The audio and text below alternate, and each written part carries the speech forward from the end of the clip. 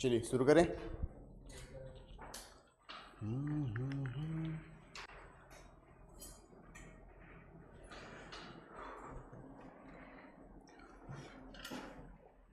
कल कहाँ तक पढ़े थे?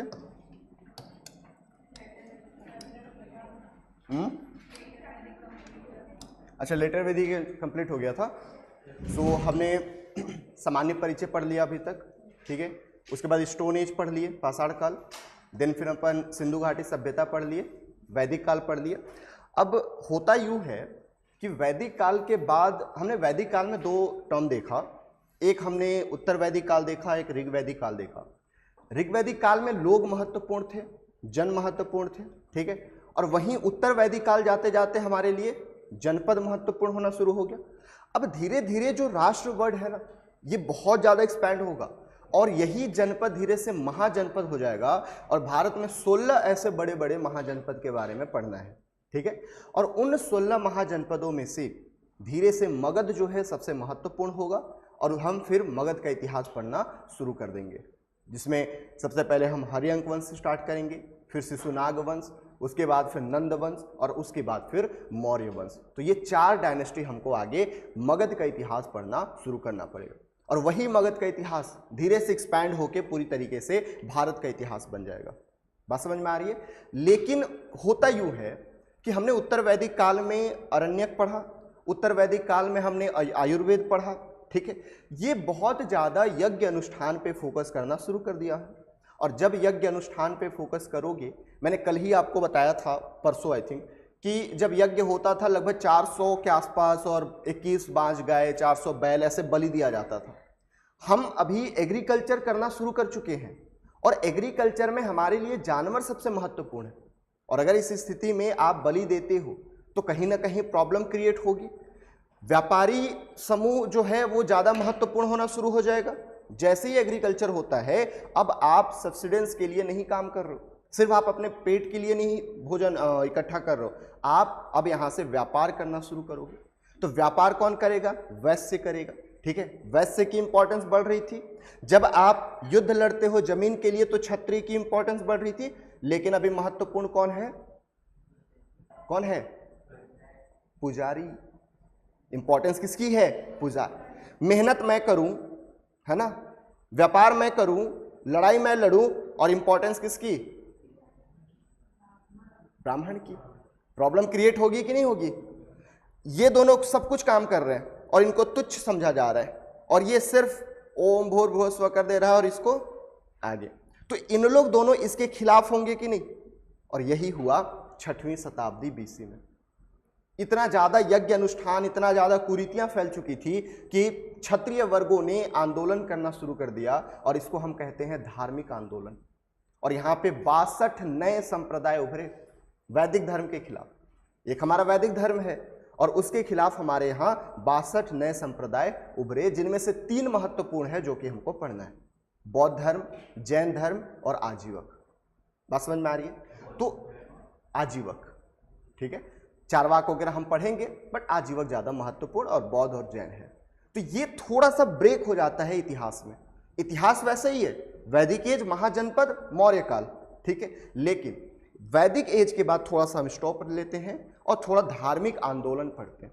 ये धार्मिक आंदोलन 3 बार होगा। एंशिएंट इंडिया में हम 62 नए धर्मों का उदय देखेंगे जो कि हिंदू धर्म के खिलाफ था। मेडिवल इंडिया में हम सूफी और भक्ति मूवमेंट देखेंगे जो कि इस्लाम धर्म के खिलाफ था। और मॉडर्न इंडिया में हम सांस्कृतिक, आप सोशियो कल्चरल मूवमेंट देखोगे, राजा राम मोहन रॉय सब वाला। बात समझ में आ रही है?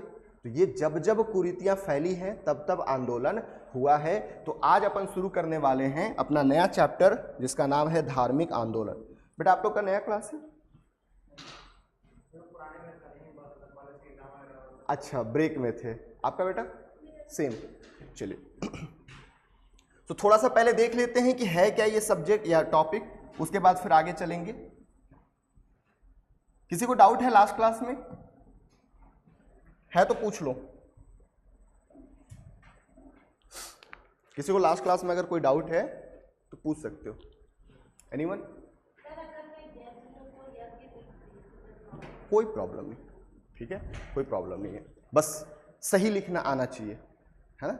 कई बार हम यज्ञ लिख देते हैं, कोई दिक्कत नहीं उसमें। तो ये थोड़ी सी खुशखबरी आप लोगों के लिए कि बहुत जल्दी मेरी किताब आने वाली है ना। परसों भी दिख गई होगी लेकिन बताया नहीं था। दिखी थी नहीं दिखी थी? दिखी थी ना। तो ये बहुत ही जल्दी लॉन्च होने वाला है, कंटेंट रेडी हो चुका है। और ये ऐसा नहीं है कि सिर्फ मैं CGPSC के लिए लिखा हूँ, UPSC CGPSC सब में आप इसको यूज कर सकते हो, ठीक है। चलो तो एक थैंक यू तो बोल दो यार, या कॉन्ग्रेचुलेसन बोल दो, मजाक कर रहा हूँ। अब अपन को ये देखना है कि क्वेश्चन कितने पूछे हुए हैं, क्योंकि सबसे पहले हम क्वेश्चन देख लेंगे तो आइडिया होता है कि पढ़ना क्या है, ठीक है। तो 10 सालों में अभी तक 13 क्वेश्चन पूछे और ये ऐसा टॉपिक है कि इसको तो आप स्किप कर ही नहीं सकते, ये पढ़ना ही पड़ेगा आपको, है ना। और हर साल कितना भी डेप्थ में पढ़ा दूं, आई नो कि मैं आपको मार्केट में सबसे डेप्थ पढ़ाने वाला हूं, लेकिन कितना भी पढ़ा दूं ये 1-2 क्वेश्चन ऐसा आ ही जाता है जो आपके सर के ऊपर से जाएगा। तो ज़्यादा टेंशन लेने की जरूरत नहीं है। हमको एटलीस्ट अगर 5 क्वेश्चन आ रहे हैं इस टॉपिक से तो 3 से 4 क्वेश्चन हमारा डुएबल रहेगा। सबसे पहला क्वेश्चन 2015 से स्टार्ट करते हैं। देखिए इधर ध्यान दो, which of the following kingdom were associated with the life of the Buddha? Avanti, Gandhara, Kosala, Magadha. ये पूछ रहा है कि बुद्ध के जीवन में कौन कौन से जो किंगडम था वो उपयोग में आया है, या फिर सिंपल से बात करूं कि कहां कहां उनका रहना हुआ था। तो ये अपन पढ़ेंगे, अवंती के बारे में देखेंगे, गांधार के बारे में, कोसल के बारे में और मगध के बारे में, ये चीजें हम देखने वाले हैं। बात समझ में आई? तो ये पहला क्वेश्चन। उसके बाद 16 with reference to the religious history of India consider the following statement. पहला क्या बोल रहा है? The concept of Bodhisattva. ये कोई कॉन्सेप्ट तो है सर, हमको पढ़ना पड़ेगा बोधिसत्वा क्या होता है। Is central to Hinayana sect of Buddhism. हमको 2 चीज यहां से देखने को मिला कि कुछ तो हीनयान होता है, एज ए स्टूडेंट मैं बात कर रहा हूं, और कुछ तो बोधिसत्वा होता है जिसके बारे में क्वेश्चन पूछ रहा है, ठीक है। Bodhisattva is a compassionate one of his way to enlightenment. चलो देखते हैं। Bodhisattva delay achieving his own salvation to help all sentient being on their path to it. मतलब कुछ तो बात है, हमको बोधिसत्वा देखना पड़ेगा, ये क्वेश्चन पूछ रहा है। अभी हमें आंसर की जरूरत नहीं है, आंसर हम बाद में करेंगे, बट हमें ये देखना है कि क्वेश्चन किस तरीके से पूछता है। हिंदी में भी है, टेंशन लेने की जरूरत नहीं है, ठीक है। ये सब कुछ करते रहता हूँ मैं, बैठे रहता हूँ, तो बाकी आप पढ़ सकते हो। हिंदी में ये है, भारत के धार्मिक इतिहास के संदर्भ में निम्नलिखित कथनों पर विचार कीजिए। बोधिसत्व की अवधारणा बौद्ध धर्म के हीनयान संप्रदाय के केंद्र में है। बोधिसत्व वह करुणामय व्यक्ति है जो ज्ञान प्राप्ति के मार्ग पर है। बोधिसत्व सभी प्राणियों को मुक्ति के मार्ग पर सहायता देने के लिए अपनी स्वयं की मुक्ति प्राप्ति में विलंब करता है। देखिए आपके सिलेबस में अभी जो हम पढ़ रहे हैं ये इतिहास नहीं है, ये कल्चर का टॉपिक है, और सिर्फ धर्म नहीं पढ़ना आपको, हमें धर्म के साथ साथ फिलॉसफी पढ़नी है। तो यहाँ पे आपको दिख रहा होगा वो बातें, ये आम भाषा नहीं है, ये फिलोसॉफिकल भाषा है। फिलोसॉफिकल भाषा मतलब इस दुनिया से परे। हम उसमें मृत्यु के बाद का बात करते हैं, सैल्वेशन की बात करते हैं, यानी हमें मुक्ति मिलनी चाहिए, हमें मोक्ष मिलना चाहिए, ये सारी चीज़ें हम बात करते हैं, और वही कहीं ना कहीं यहाँ पे देखने को मिल रहा है। तो जब हम बौद्ध धर्म पढ़ेंगे तो बौद्ध धर्म का इतिहास कम, और मेंस के लिए हम यहाँ पे उसकी फिलॉसफी ज़्यादा पढ़ेंगे। बात समझ में आ रही है? चलिए, तो ये दूसरा क्वेश्चन 2017 में क्वेश्चन पूछा हुआ है, पढ़िएगा। With reference to the religious history of India consider the following statement. स्वतंत्रिका एंड समितिया were the sect of Jainism. Jainism के कितने सेक्ट हैं, बुद्धिज्म के कितने सेक्ट हैं, ये कई बार क्वेश्चन पूछा हुआ है, तो ये हमको ध्यान दे के पढ़ना पड़ेगा, ठीक है। 2 सेक्ट का एग्जाम्पल दिया है और वो पूछा है कि क्या ये उसके सेक्ट हैं कि नहीं, उसके ब्रांचेज हैं कि नहीं। Srasti Van held that the constituent of phenomena were not wholly momental but existent forever in a latest form। ये 2 चीजें दी गई है, कौन सा करेक्ट है ये पूछा है, हिंदी में भी पढ़ सकते हो। स्वतंत्रिक और समितीय जैन धर्म के संप्रदाय थे। स्वास्तिवादीन यह मानते थे कि घटनाओं के तत्व पूर्णतः क्षणिक नहीं होते, बल्कि वे एक सुप्त रूप में सदैव विद्यमान रहते हैं। अभी आपको कुछ समझ में नहीं आ रहा होगा, राइट, बट कोई बात नहीं, सुने रहो। जब हम ये पढ़ेंगे ना, और जब आपको ध्यान आएगा कि अरे ये तो पूछा हुआ है, तो ज़्यादा ध्यान से पढ़ोगे, ठीक है। तो इसलिए क्वेश्चन दिखाया जाता है। तीसरा क्वेश्चन देखिए, अच्छा ये तो सेम क्वेश्चन है, ये क्वेश्चन देखिए 2018। Which reference to Indian history, चलो मैं हिस्ट्री वाला ही, भारतीय इतिहास के संदर्भ में निम्नलिखित में से कौन भविष्य के बुद्ध माने जाते हैं, वो अभी आने वाले हैं और संसार को बचाएंगे। सिंपल सा क्वेश्चन है, बहुत ही आसान। अलोकितेश्वर, लोकेश्वर, मैत्रेय, पद्मपड़ी। तो ये आपके बोधिसत्व हैं, ये भी बोधिसत्व है, ये भी बोधिसत्व, आंसर होगा मैत्रेय। इसके बारे में पढ़ेंगे। हर रिलीजन में एक फ्यूचर भगवान आएंगे, जैसे हिंदू धर्म में हम बोलते हैं कल की आएंगे और सबको बचाएंगे, ठीक है। हर रिलीजन का यही है। जैन धर्म में भी बोला जाता है, बौद्ध धर्म में भी बोला जाता है। तो ये पॉइंट अपन को पूछा गया है 2018 के एग्जाम में। 2018 में ही एक और क्वेश्चन पूछा है कि भारत की धार्मिक परंपराओं के संदर्भ में स्थनकवासी संप्रदाय किस धर्म से संबंधित है। तो आगे हम पढ़ेंगे कि स्थनकवासी और आप बोल सकते हो कि बौद्ध धर्म जो है दो संप्रदाय में बट गया था। सो बेसिकली आंसर तो बौद्ध धर्म है। इससे इजी क्वेश्चन तो कुछ पूछ ही नहीं सकता, ये डायरेक्टली अपन जो पढ़ाते हैं वहीं से पूछा गया है। 2018 का क्वेश्चन है, तो इसको अपन देखेंगे। नेक्स्ट है, कंसिडर द फॉलोइंग स्टेटमेंट, निम्नलिखित कथनों पर विचार कीजिए। बुद्ध का देवत्वकरण, क्या बुद्ध देवता थे, ये पूछा गया है। बोधिसत्वों के मार्ग का अनुसरण करना, बोधिसत्व के मार्ग का अनुसरण करना चाहिए क्या। मूर्ति पूजा और अनुष्ठान, उपरोक्त में से कौन सा महायान बौद्ध धर्म की विशेषताएं हैं। तो हीनयान और महायान दो सेक्ट है, इनके बारे में क्वेश्चन पूछा गया है, जो कि 2019 में पूछा था। समझ में आ रहा है, ठीक है। नहीं समझ में आए फिर भी देखना है क्वेश्चन। 2019 का क्वेश्चन देखिए, कंसिडर, अच्छा ये तो भी देख लिया अपन। 20 का क्वेश्चन, भारत के धार्मिक इतिहास के संदर्भ में निम्नलिखित कथनों पर विचार कीजिए। स्थविरवादीन महायान बौद्ध धर्म से संबंधित है। लोकोत्तरवादीन संप्रदाय बौद्ध धर्म के महासांघिक संप्रदाय की एक शाखा है। महासांघिकों द्वारा बुद्ध के देवत्वकरण ने महायान बौद्ध धर्म के विकास को प्रोत्साहित किया है। मतलब फिर से यहाँ ब्रांचेस के बारे में पूछा हमको, बौद्ध धर्म के ब्रांचेस, जैन धर्म के ब्रांचेस, महायान बौद्ध धर्म, हीनयान बौद्ध धर्म, ये सब कुछ पढ़ना पड़ेगा क्योंकि क्वेश्चन फ्रिक्वेंटली इससे पूछा है। और ये वाला देखो ना, हर बार हर क्वेश्चन में ये आ जा रहा है। बात समझ में आ रही है, यानी इंपॉर्टेंट है। हमारे 20 में भी ये क्वेश्चन पूछा गया है। चलिए नेक्स्ट क्वेश्चन है, भारत के सांस्कृतिक इतिहास के संदर्भ में निम्नलिखित युग्मों पर विचार कीजिए। परिव्रजक के बारे में हमको देखना है, ठीक है। परिव्रजक सन्यासी एवं भ्रमण करने वाला है क्या। भ्रमण उच्च पद वाला पुजारी है क्या। उपासक बौद्ध धर्म का गृहस्थ अनुयायी है क्या। देखिए जब आप आगे हम पढ़ेंगे कि जब कोई अपना घर त्याग करता है तो उसको परिव्रजक कहते हैं, और थोड़ी दिन बाद या 10 साल 5 साल बाद वो भटकते भटकते श्रवण परंपरा अपना लेता है। कई लोग क्या करते हैं, पूजा पाठ करते हैं विथ फैमिली, कई लोग सन्यासी हो जाते हैं। हमारे हिंदू धर्म में भी सेम है, कई लोग घर वर त्याग देते हैं, कई लोग आज भी पूजा पाठ करते हैं बट परिवार भी चलाते हैं।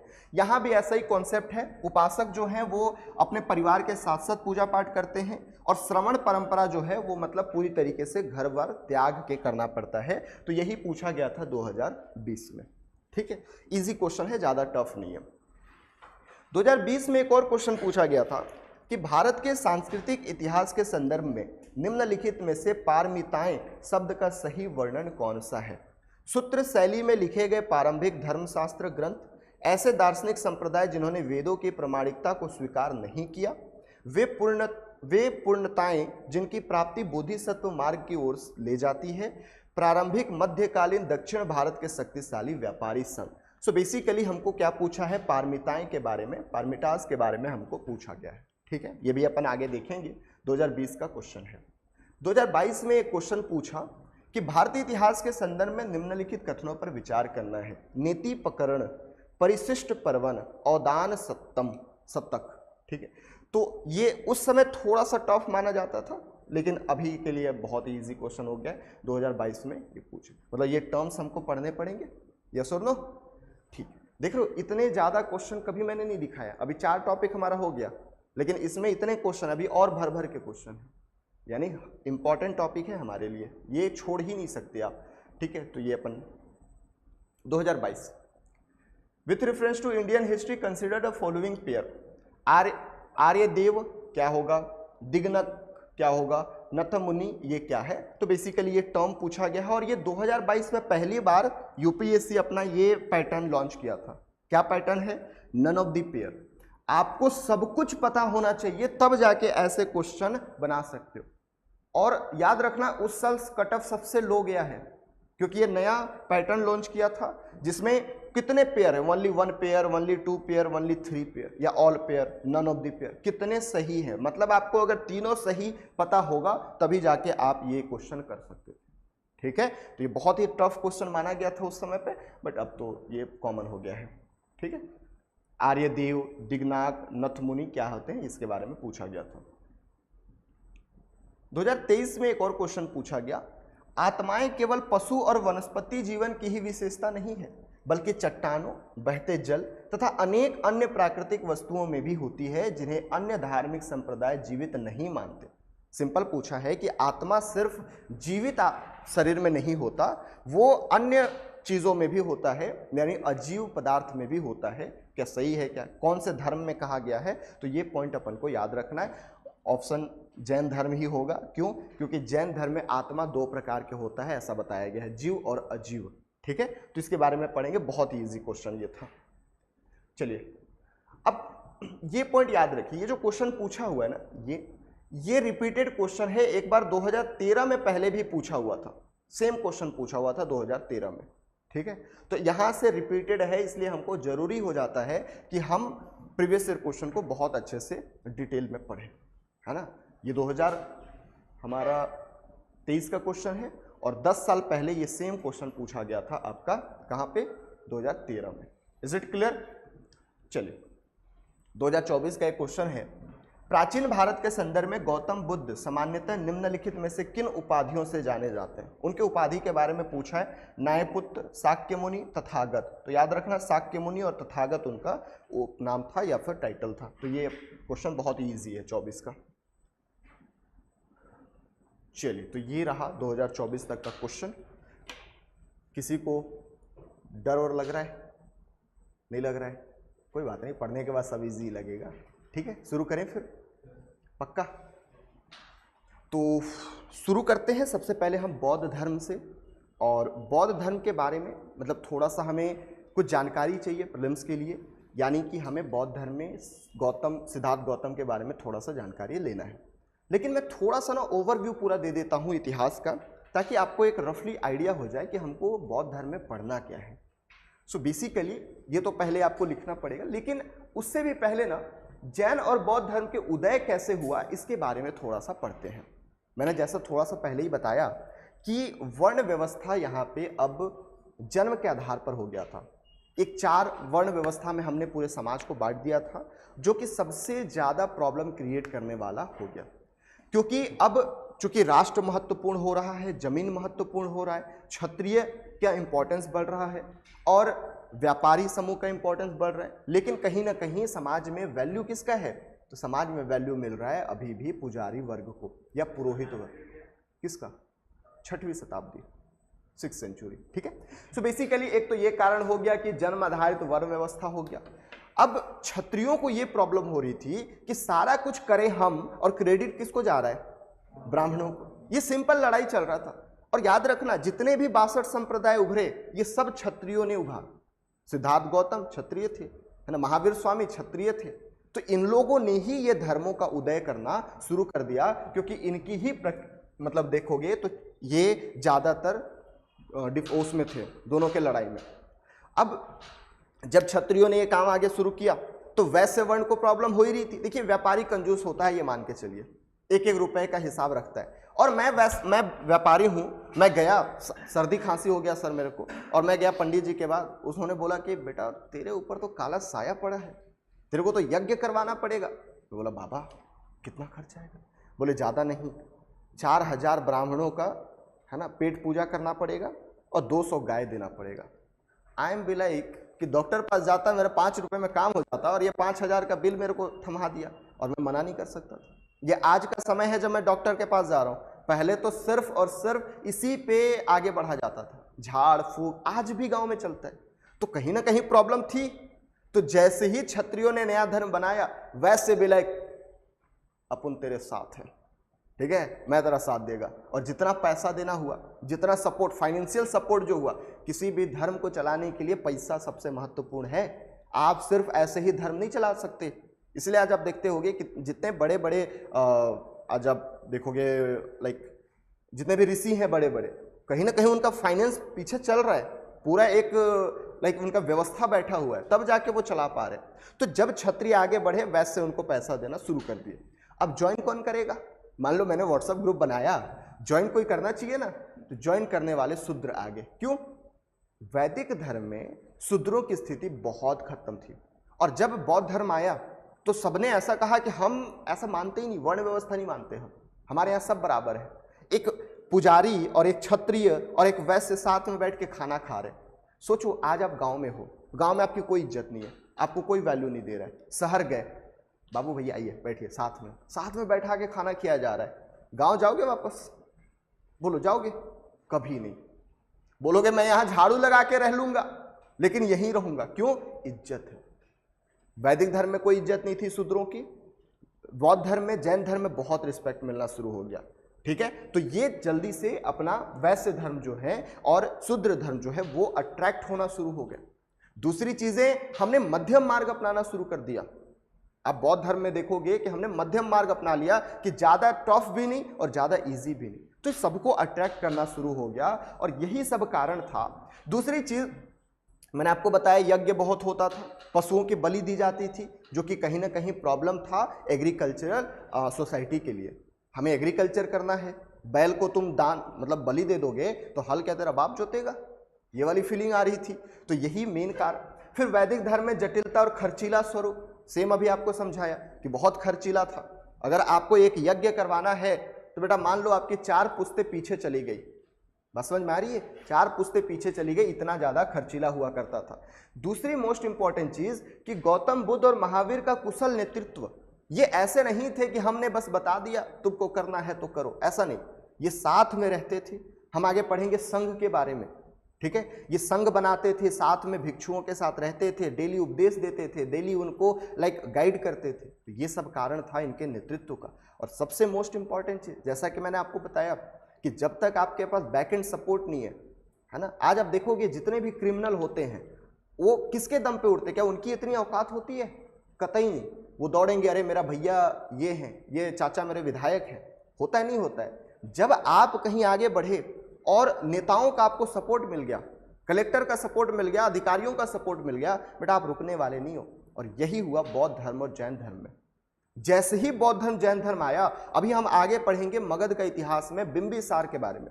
बिंबिसार डायरेक्टली सपोर्ट करता था गौतम बुद्ध को। बिंबिसार की जब मृत्यु हुई, उनका बेटा आया अजातशत्रु, अजातशत्रु भी बौद्ध धर्म को समर्थन देना शुरू कर दिया। हालांकि वो जैन धर्म का था लेकिन उसने समर्थन दिया। जब गौतम बुद्ध का मृत्यु होगा, उसने पहली संगति अपने खर्चे पे लगाएगा, तो ये ज्यादा फायदा क्रिएट करने लगा। चंद्रगुप्त मौर्य जो कि विशाल राजा कहलाता है, उसने जैन धर्म को समर्थन देना शुरू कर दिया। तो जब आपको इतने बड़े बड़े, अब सिंपल बात बोलो, मैं कल के दिन कुछ काम करूं और मोदी जी का डायरेक्ट सपोर्ट मिल जाए, आपको लगता है मैं रुकूंगा? कभी रुकूंगा नहीं। मैंने नया धर्म बनाया और चंद्रगुप्त मौर्य का सपोर्ट मिल गया, अजातशत्रु का सपोर्ट मिल गया, बिंबिसार का सपोर्ट मिल गया, कालाशोक का सपोर्ट मिल गया। तो ये कहीं ना कहीं मेरे बैकएंड में उपयोग होने लगे। तो यही लिखा हुआ है, बिंबिसार, अजातशत्रु, कालाशोक, चंद्रगुप्त मौर्य, अशोक जैसे राज्य के संरक्षण मिला। और ये सारा कारण था कि जैन धर्म और बौद्ध धर्म उभरे और दोनों आगे बढ़ना शुरू हो। Is it clear? इंग्लिश में भी है, टेंशन लेने की जरूरत नहीं है। बर्थ बेस्ड हमारा वर्ण सिस्टम आ गया, ये भी एक रीजन था। डिसैटिस्फाइड क्षत्रिय वर्ण, high power political position but second running वर्ण, मतलब हम राजा हैं, बहुत ज्यादा शक्ति है, ज्यादा महत्व है हमारा, लेकिन स्थिति क्या है? दूसरे नंबर पे। बात समझ में आ रही है? ये तो वही बात हो गई कि राष्ट्रपति के पास, ये तो उल्टा हो गया, राष्ट्रपति के पास शक्ति कुछ नहीं है लेकिन ऊपर में है ना, सारा शक्ति प्रधानमंत्री के पास है लेकिन दूसरे तीसरे नंबर पे। तो ये वही चीजें हो गई। Vaishya varna, strong economical due to development of agriculture and trade but dissatisfied with animal sacrifice, sole tax payer, मतलब इतना मेहनत करके मैं कमाऊं और तुमको मैं टैक्स दूं, तुमको मैं गाय दे दूं, बेवकूफ समझा है क्या? बताओ। तो ये इनका मतलब सोच था, मेरा सोच नहीं है। एक्सेसिव एनिमल सैक्रिफाइस इन यज्ञ रिचुअल, अब मेरे को खेती करने जाना है, मैं हल जोत रहा हूं और कोई आया बोला कि गाय दे, मतलब भाई गाय मेरी माता है, तुमको कुछ नहीं आता क्या? मेरी माता है भाई, मैं कैसे दे दूं?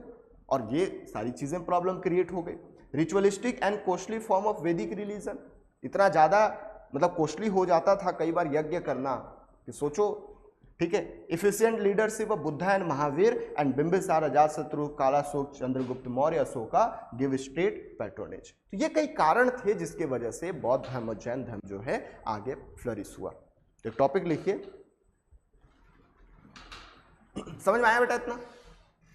ओके, लिखिए बौद्ध धर्म और जैन धर्म के, बौद्ध धर्म और जैन धर्म के उदय का कारण, उदय का कारण कई बार मेंस में पूछ लेते हैं। लिखिएगा reason for rise of, reason for rise of, reason for rise of Buddhism and Jainism, Buddhism and Jainism. ये 7 पॉइंट आपको लिखने हैं। अभी लिखोगे, घर में जाके लिखोगे? हाँ, घर में लिखोगे? फोटो खींच लो।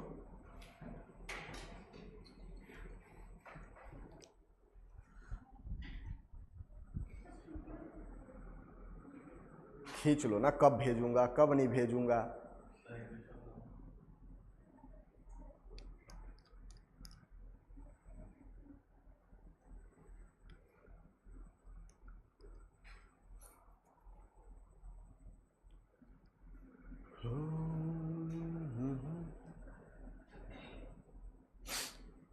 हो गया? चलिए भेज देना बाकी लोगों को। अब थोड़ा सा ना इनके बारे में हमको जनरल जानकारी चाहिए, लेकिन इसको जानने से पहले ना अपन थोड़ा सा इनके बारे में पूरा स्टोरी समझ लेते हैं, फिर जब हम पढ़ेंगे एग्जैक्टली तो हमें समझ में आएगा।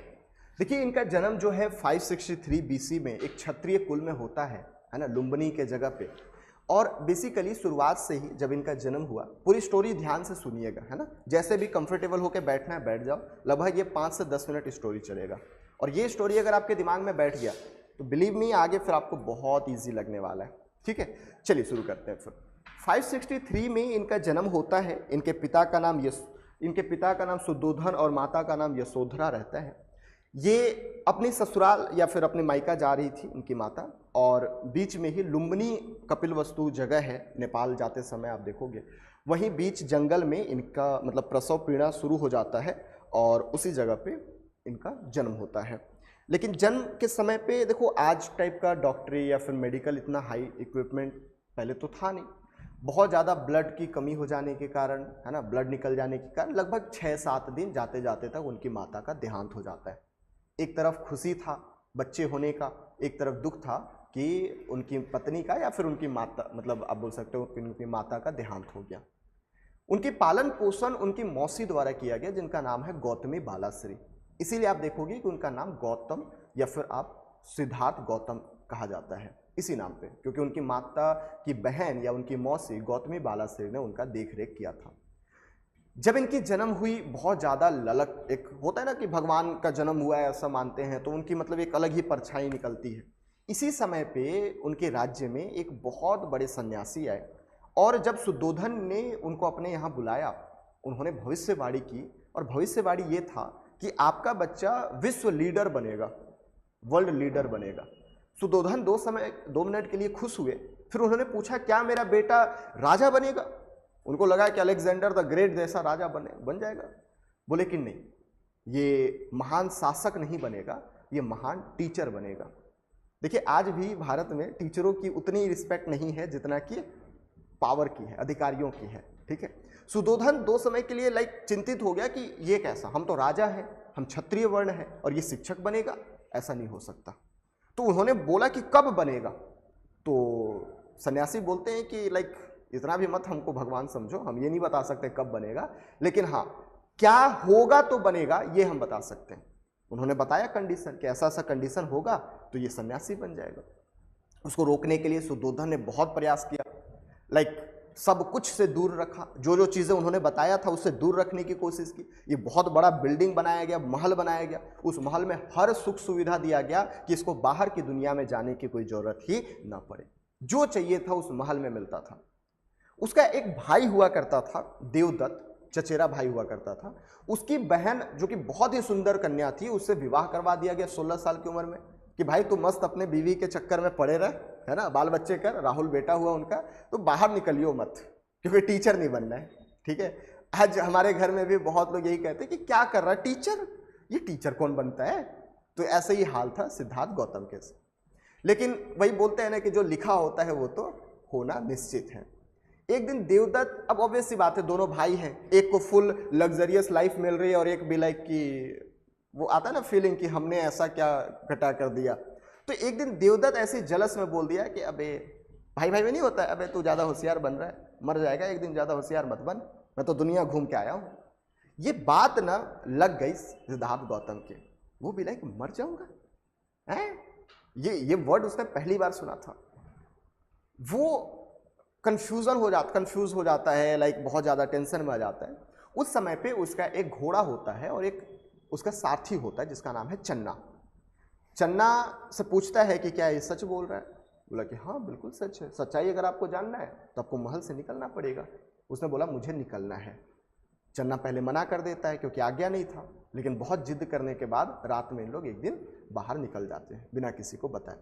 जब वो बाहर निकलता है तो सबसे पहले एक वृद्ध व्यक्ति को देखता है।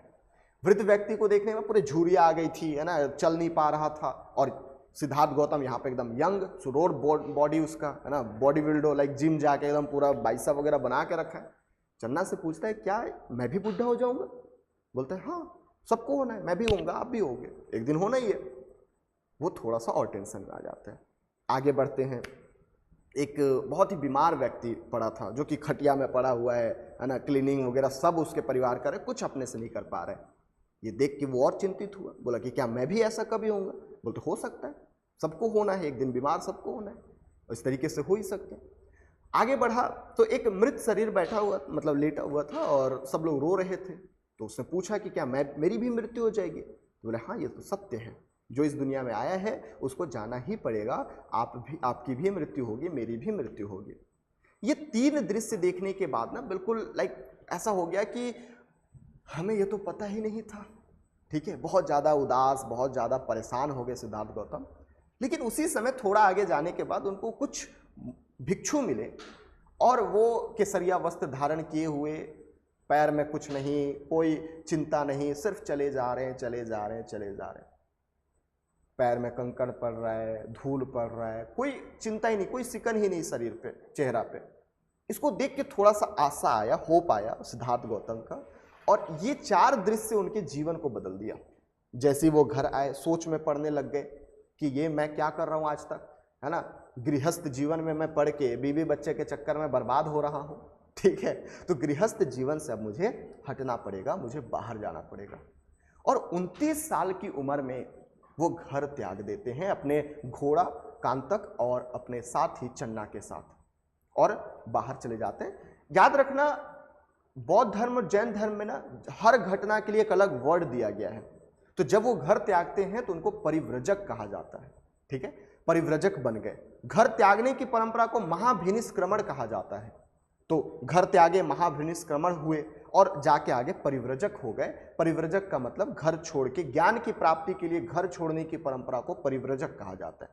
घर त्याग दिए, लेकिन आगे उनको लगा कि मैं अपने लिए आगे बढ़ाऊं ना, फिर मैं कांतक और चन्ना को क्यों साथ ले जा रहा हूं। अगर ज्ञान प्राप्ति करनी है तो मुझे मेरे दम पे करना पड़ेगा। तो उन्होंने चन्ना और कांटक को भी पीछे छोड़ दिया और बोला कि आप लोग वापस घर जाइए और किसी को मत बताइएगा कि मैं कहाँ जा रहा हूँ, क्यों जा रहा हूँ, कैसे जा रहा हूँ। चले गए, वो घर त्याग दिए। 5 सालों तक इधर उधर भटकते भटकते भटकते, कई दोस्त भी उनके साथ मेडिटेशन किए, भटकना इन द सेंस मेडिटेट किए। फाइनली 35 साल की उम्र में उनको ज्ञान की प्राप्ति हुई, ठीक है। उरुवेला गाँव था, पीपल या साल वृक्ष के नीचे उन्होंने ज्ञान की प्राप्ति की, और ज्ञान प्राप्ति करने के बाद बेसिकली वो बुद्ध कहलाए, ठीक है। और वहाँ से उन्होंने फिर अपना उपदेश देना शुरू कर दिया। इसी बीच उनके जो 5 शिष्य हुआ करते थे या 5 साथी हुआ करते थे, वो नाराज होकर उनसे चले गए थे। नाराज इसलिए ही हुए थे क्योंकि बीच में एक स्त्री थी और उसको पुत्र की प्राप्ति हुई थी, तो वो सबको खीर बांट रही थी और उसने वो खीर सिद्धार्थ गौतम को भी खिला दिया था, और उससे नाराज होकर उसके 5 साथी चले गए वापस छोड़ के। लेकिन जब ज्ञान की प्राप्ति हुई तो वो 5 वापस आए, और सारनाथ में आप लोगों ने सुना होगा कि उन्होंने पहला उपदेश दिया, और वही 5 लोगों को उपदेश दिया जो कि छोड़ के चले गए थे। इस घटना को धर्म चक्र प्रवर्तन कहा जाता है। यह भी क्वेश्चन पूछता है। धर्म चक्र प्रवर्तन का मतलब कि अंधकार की दुनिया में धर्म के चक्र को घुमाना, यह होता है धर्म चक्र प्रवर्तन।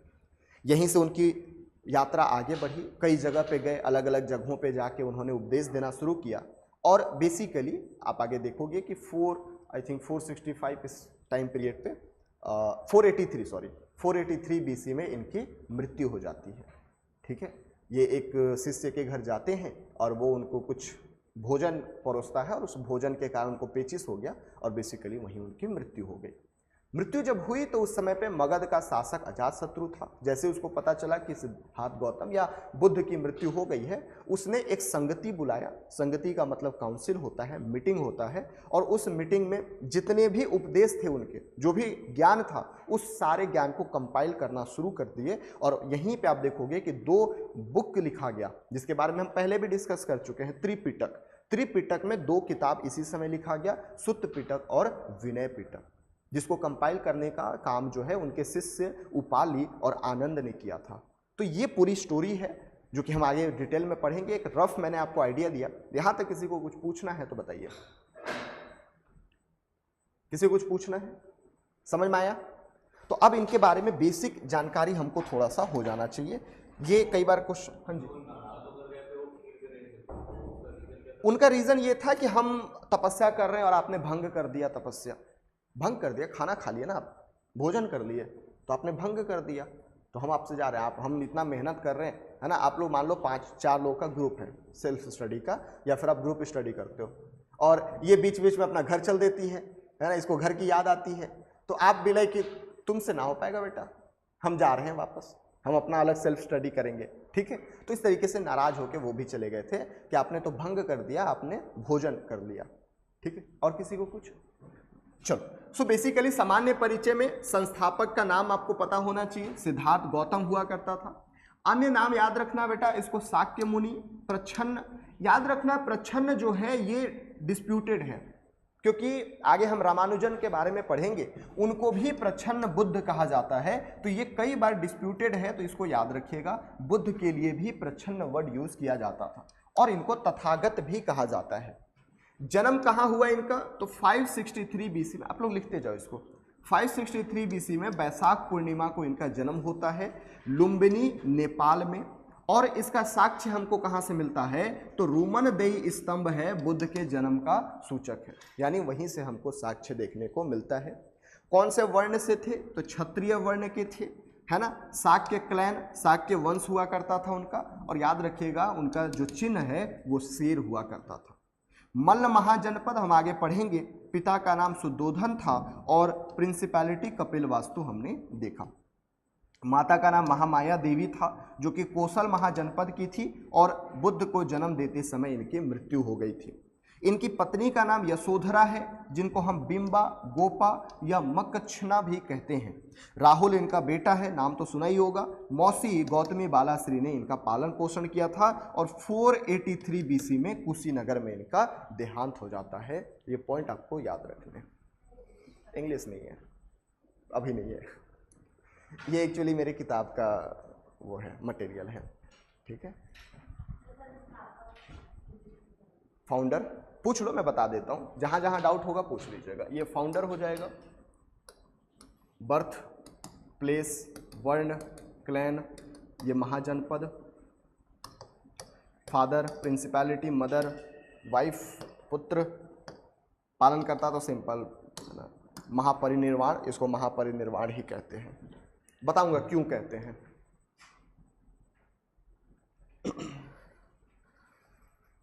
ये नहीं कि लिख लो, फोटो खींचा जा रहा है, दिखता नहीं है। नेपाल, नेपाल, लुम्बिनी नेपाल।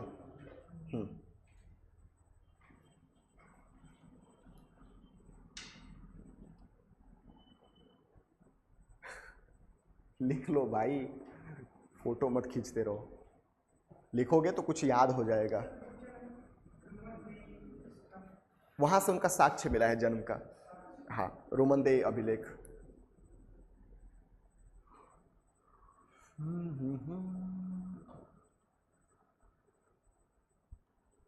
क्या हो गया, लिख लिया?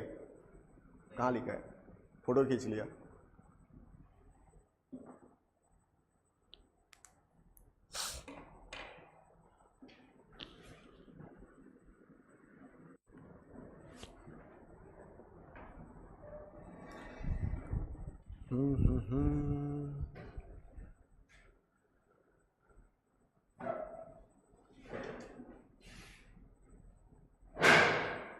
आराम से। हाँ,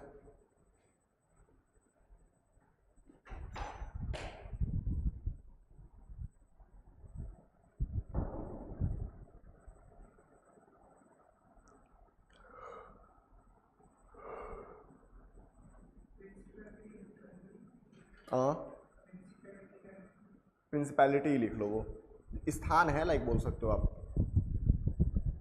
जैसे अपन तहसील वगैरह नहीं बोलते हैं वैसे ही।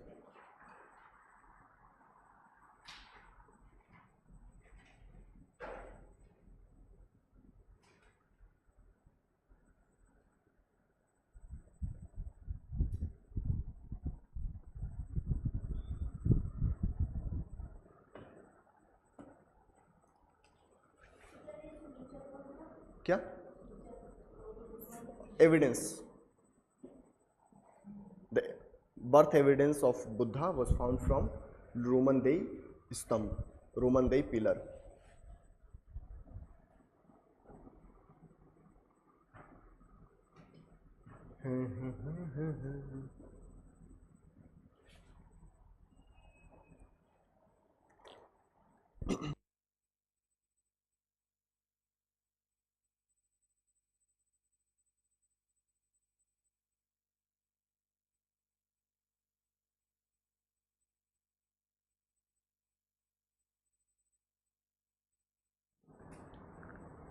हो गया बेटा?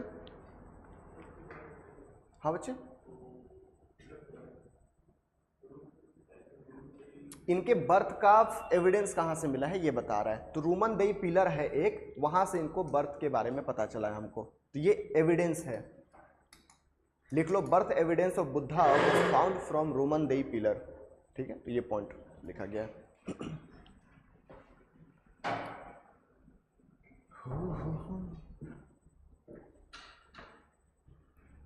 लिख लोगे तो बताना, आगे चलेंगे। समझ में आ रहा है?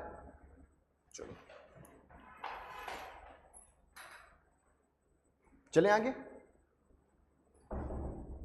तो ये परिचय वगैरह हो गया है ना। अब थोड़ा सा इनके ज्ञान प्राप्ति के बारे में देखते हैं। तो मैंने आपको बताया कि ये जब घर त्यागे, एक बार फिर से कहानी सुन लो। 29 साल की उम्र में ये घर त्यागे, और घर त्यागने के बाद इन्होंने 4 दृश्य देखा, जिनमें पहला था वृद्ध व्यक्ति, दूसरा था आपका बीमार शरीर, तीसरा था मृत शरीर, और चौथा है सन्यासी। तो इसको हम 2 हिस्सों में बांटते हैं। जब उन्होंने पहला 3 दृश्य देखा तो वो निराश हो गए, लेकिन जब चौथा दृश्य देखा तो वो बेसिकली क्या हो गए, आशा उनके अंदर से आया। और इसी के बाद 29 साल की उम्र में वो घर त्याग दिए। फिर से बोल रहा हूँ, एक एक चीज के लिए बौद्ध धर्म में, जैन धर्म में शब्द होता है, याद से समझिएगा। जब वो घर त्यागे तो इस प्रक्रिया को महाभिनिष्क्रमण कहा जाता है। क्या कहा जाता है? महाभिनिष्क्रमण। और जब घर त्यागे तो वो परिव्रजक कहलाए। ठीक है, क्या कहलाए? परिव्रजक। परिव्रजक का मतलब होता है ज्ञान प्राप्ति के लिए घर छोड़ देना। आई थिंक आप सब भी अभी परिव्रजक हो, जिसका यहाँ पे घर नहीं है ना? किसका किसका यहीं पे घर है? हाँ, तो आप लोग परिव्रजक नहीं हो। ठीक है, जो घर त्याग के आए हो, रूम में रह रहे हो, आप सब परिव्रजक हो। तो ये 2 पॉइंट याद रखना है कि घर त्यागने की परंपरा को महाभिनिष्क्रमण कहा जाता है, और घर त्याग कर वो परिव्रजक कहलाए। कुछ समय बाद इधर उधर भटकने के बाद उन्होंने श्रमण परंपरा शुरुआत किया। अब ये श्रमण परंपरा क्या होता है, ध्यान से समझिएगा।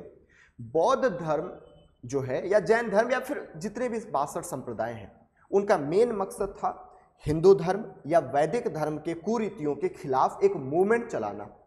वैदिक धर्म की जितनी भी कुरीतियां थी, उनके खिलाफ मूवमेंट चलाने की प्रक्रिया को श्रमण परंपरा कहा जाता है। तो जितने भी हुए, इवन सिद्धार्थ गौतम की बात करें, महावीर स्वामी की बात करें, या फिर अन्य धर्मों के बारे में हम देखें, सबका यही मकसद था कि जो भी कुरीतियां हैं उनके खिलाफ हम आगे मूवमेंट चलाएंगे। इसी को श्रमण परंपरा कहा गया। ठीक है, आगे उन लोग आगे बढ़े और 35 साल की उम्र में उनको ज्ञान की प्राप्ति हुई। तो इसको सबसे पहले हम लिख लेते हैं, जितना अभी तक पढ़े आप लिखते चलिएगा। जीवन के 4 संकेत उनको देखने को मिला। कौन कौन सा? एक वृद्ध व्यक्ति, एक रोगी व्यक्ति और एक मृत शरीर। वहीं पे फिर उनको आशा, साइन ऑफ होप, एक खुशहाल सन्यासी, येलो रॉब्ड मोंक देखने को मिला। ठीक है, उन्होंने फिर गृह त्याग कर दिया। कितने साल की उम्र में? सो बेसिकली 29 साल की उम्र में उन्होंने घर त्याग दिया। और इस प्रक्रिया को क्या कहते हैं बेटा? महाभिनिष्क्रमण कहा जाता है। उसके बाद वे एक परिव्रजक कहलाए और परिव्रजक होने के कुछ समय पश्चात वो श्रमण परंपरा पालन करना शुरू कर दिए। ये पॉइंट याद रखना है। श्रमण परंपरा क्या होता है मैंने लिख दिया है। वैदिक धर्म के रूढ़िवादी तथा कर्म कांडों के खिलाफ संघर्ष श्रमण परंपरा कहलाता है। Is it clear? इतना नोट डाउन करिए। इंग्लिश में भी है, आप चाहो तो इसको नोट डाउन कर सकते हो, लिख लो इसको।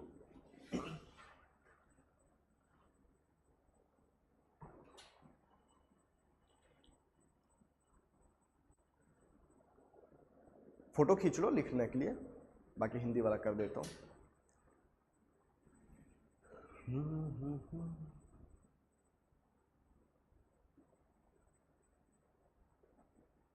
हो गया? चलो हिंदी वाले लिख लो। पूरा मत लिखना, एकदम पूरा पैराग्राफ मत लिखते जाना, सिंपल आप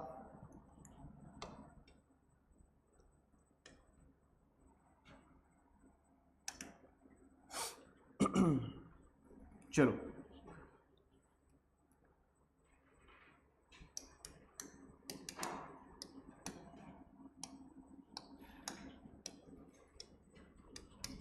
लिखो इसको।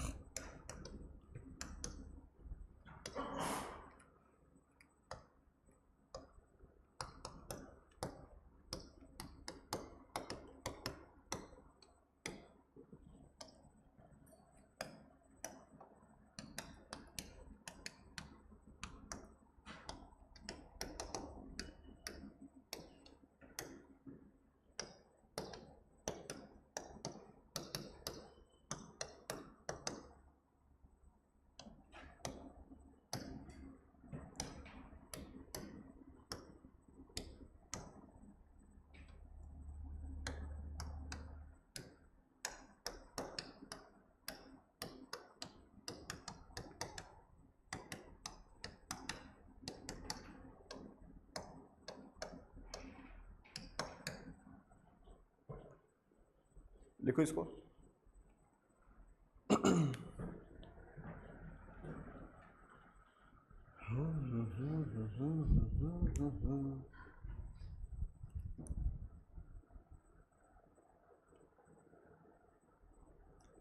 लिख लिए बच्चे?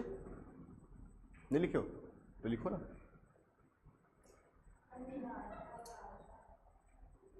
होप के साइन हो गए और सौरव के साइन हो गए, दोनों को अलग अलग कर दो। वैसे चाहो तो एक साथ भी चारों लिख सकते हो, ठीक है।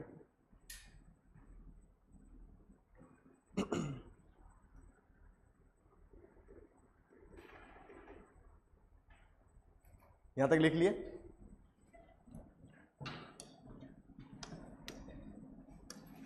नेक्स्ट लिखो गृह त्याग।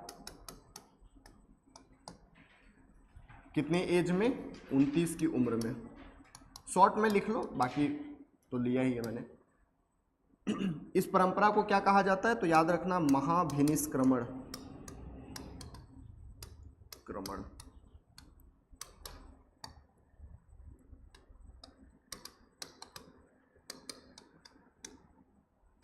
ठीक है। किसके साथ में? तो याद रखना घोड़ा, कांतक प्लस चन्ना, ये सारथी था, ठीक है। ये हॉर्स हो गया, कांतक, और ये चन्ना हो गया चैरिएटर, ठीक है। उसके बाद कॉल्ड एज परिव्रजक,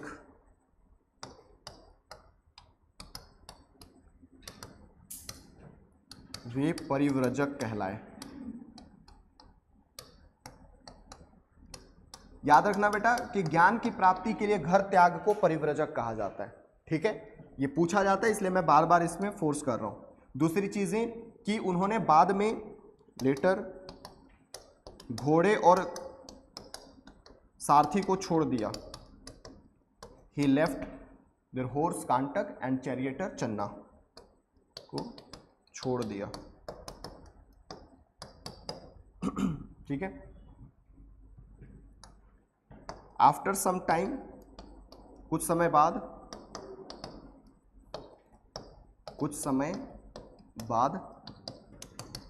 श्रमण परंपरा प्रारंभ किए।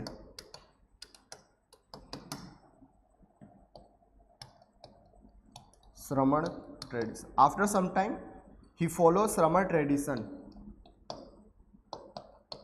व्हाट इज श्रमण परंपरा? वैदिक धर्म के कुरीतियों के खिलाफ मूवमेंट को श्रमण परंपरा कहा जाता है, ठीक है। चाहो तो लिख सकते हो।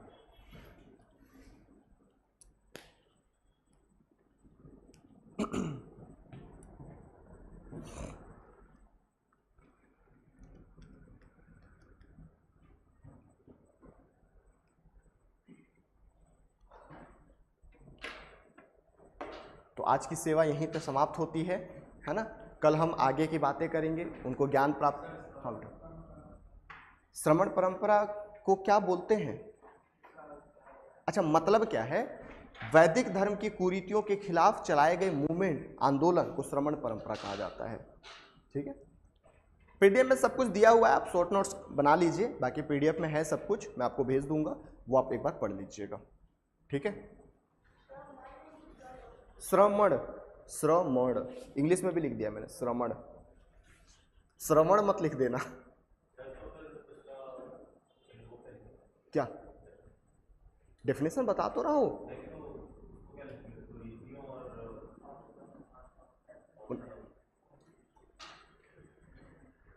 ठीक है, यहां तक किसी को कुछ डाउट है, पूछना है कुछ? नो? चलिए, तो ये एक हमारा भी एक मूवमेंट है, ये चलेगा, लंबा चलेगा, क्योंकि हमें पहले तो रिलीजन पढ़ना है, सारा रिलीजन पढ़ेंगे अपन। सबसे पहले बौद्ध धर्म, फिर जैन धर्म, आजीवक, चारवाक, उसके बाद फिर हमें हिंदू धर्म के भी दो अलग अलग सेक्ट हैं, वैष्णविज्म, शैविज्म, भक्तिज्म, लाइक शक्तिज्म, तो ये 3 अलग अलग सेक्ट। उसके बाद पारसी धर्म पढ़ना है, तो ये सारा धर्म हम यहीं पे कवर करेंगे एक्सेप्ट 1। कौन? इस्लाम धर्म। इस्लाम धर्म अभी नहीं आया है, वो आपके 7वीं शताब्दी में आएगा, ठीक है। 610 AD में इस्लाम धर्म की उत्पत्ति होती है सऊदी अरब के मक्का और मदीना से। तो हम इस्लाम धर्म को मेडिवल इंडिया में कवर करेंगे, बाकी जितने भी धर्म है उसको हम यहीं पे कवर करेंगे। Is it clear? चलिए, किसी को कुछ पूछना है? हाँ, देव विवाह, लाइक माता पिता किसी इंसान बच्चे को, अच्छा खासा परिवार से बच्चे को लाए, है ना, और शादी ब्याह किए, ये देव विवाह हो गया। मतलब उसको सही माना जाता है। जैसे आज होता है ना कि हम जाते हैं, लड़के को देखते हैं, लड़के वाले लड़की को देखते हैं, प्रॉपर एक ऋतु रिचुअल के साथ, है ना, रीति रिचुअल के साथ विवाह होता है, इसी को देव विवाह कहेंगे, ठीक है। बाकी 8 बस इतना याद रखना, 8 प्रकार के विवाह थे, रटने की जरूरत नहीं है।